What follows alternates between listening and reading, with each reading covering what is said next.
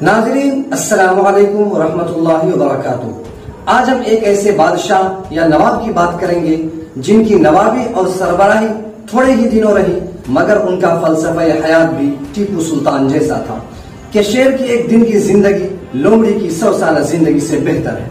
انہوں نے عام نوابوں کی روش کے برعکس سہولتوں سے دستبردار ہونے کو گلے لگایا، لیکن جی حضوری برداشت نہیں کی۔ ناظرین، فکر و نظر کی خاص پیشکش یوم آزادی سیریز میں آپ کا استقبال ہے۔ میں ہوں آپ کا میزبان محمد محافظ رحمانی۔ میری مراد میر قاسم علی خان سے ہے، جنہوں نے مغربی بنگال سے انگریزوں کو دھول چٹانے کا آغاز کیا، لیکن انگریزوں کی جانب سے حملے کے بعد بہار کے تاریخی شہر منگیر کو اپنی آماجگاہ بنایا۔ انہوں نے عملی طور پر منگیر، بھاگلپور اور پٹنہ کے علاقے سے آزادی کا بگل بجایا اور آزادی کی بنیاد رکھی۔ اپنی اسکیم کے مطابق فوجی نقطہ نظر اور انگریزوں سے معرکہ آرائی کی غرض سے انہوں نے قلعہ کی تعمیر کروائی تھی۔ یہ قلعے بڑے وسیع رقبے میں پھیلے ہوئے ہیں اور اطراف میں خندقیں کھودی گئی ہیں جو گنگا ندی سے جڑی ہوئی ہیں۔ قلعہ مستحکم اور نہایت ہی مضبوط بنایا گیا تھا، جس کا اندازہ آج سیاح منگیر پہنچ کر خود لگا لیتے ہیں۔ نواب میر قاسم بدنام زمانہ میر جعفر کے داماد تھے، مگر اپنی سسر سے بالکل مختلف تھے۔ بنگال کی فتح کے بعد انگریزوں نے اپنے اختیارات اپنے بھارتی اور دوسرے رقیبوں کو تجارت کے میدان سے بھگا دینے کے لیے استعمال کرتے تھے۔ بھارتی ملازمین کو دھمکاتے اور ڈراتے تھے، ساتھ ہی جو اشیاء وہ بیچتے تھے اسے بیچنے کے لیے دوسرے تاجروں کو منع کرتے تھے۔ میر قاسم نے انگریز گورنر اور ان کی کونسل سے 1772 عیسوی میں شکایت کی، یہ ہے آپ کے شریف آدمیوں کے برتاؤ کا طریقہ۔ وہ تمام ملک میں فساد اور بدامنی پھیلاتے ہیں، لوگوں کو لوٹتے اور میرے ملازمین کو مارتے اور ذلیل کرتے ہیں۔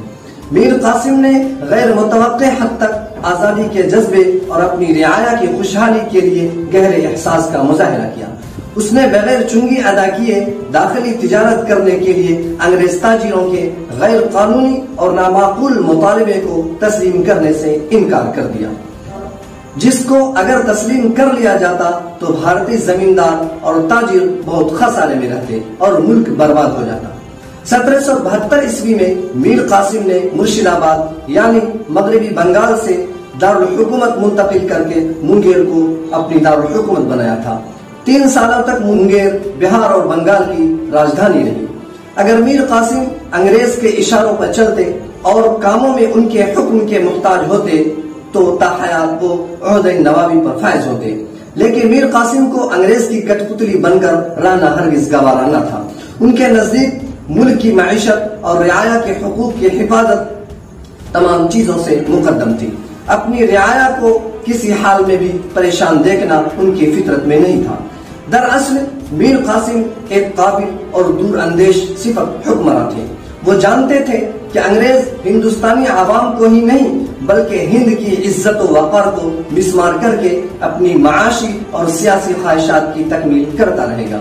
اس لیے میر قاسم کے ذریعہ اٹھایا گیا ہر قدم، مثلا منگیر کو دارالحکومت بنانا، بھارتیوں کو تجارت کے لیے ٹیکس سے آزاد کرنا، اسلحہ سازی کے لیے کارخانہ بنوانا، انگریز تاجروں کے غیر قانونی اور نامعقول مطالبے کو تسلیم کرنے سے انکار کرنا، انگریزوں سے ملک کی خوبصورتی بچانے کی خاطر جنگ کرنا، آزادی وطن کے لیے 2 معصوم لاڈلے گل سنوبر تک کو قربان کر دینا جیسے تمام اقدام وطن کی خیر خواہی کو روشن اور عیا کرتے ہیں۔ ان کی یہی فکری اور جانی اور مالی قربانی انگریز طاقتوں کو کمزور کرنے میں معاون و مددگار ثابت ہوئی۔